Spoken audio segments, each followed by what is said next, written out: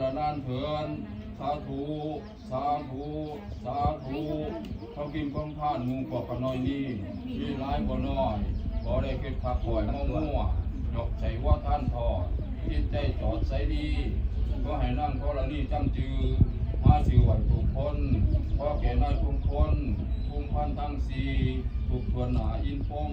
ขอจุลงมานิยมจังหวัดทุกท่านอันนี้ถิ่นการนั่นเถินสาธุสาธุสาธุส่วนบุญกุศลที่มูพวกขน่อยทั้งหลายแต่กระทำลงแล้วในวันนี้โดย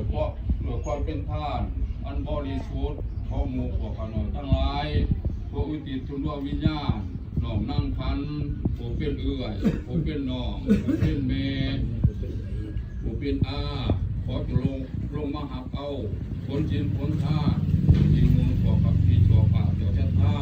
ที่มูพวกขน่อยทั้งหลายได้สร้างขึ้นเพื่อความบริสุทธิ์ของมูพวกขน่อยทั้งหลายถ้ารับแล้วจงเอาตนไปเกิดในโลกสุคติภพคือโลกสวรรค์เบื้องบนแต่พอมาโลกลงมาเบื้องลุ่มเดี๋ยวอวิธีขึ้นมาร่วมพวงตลอดนอนอนันตจักรวาล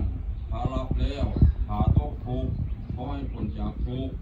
ผู้จะทุกข์แล้วขอให้หับความทุกข์ถ้าเราหับความทุกข์แล้วขอให้หับความทุกข์ยิ่งขึ้นไป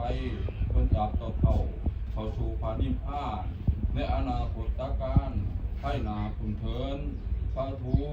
สาธุสาธุเอาโนโมท่ามีเอาสาธุ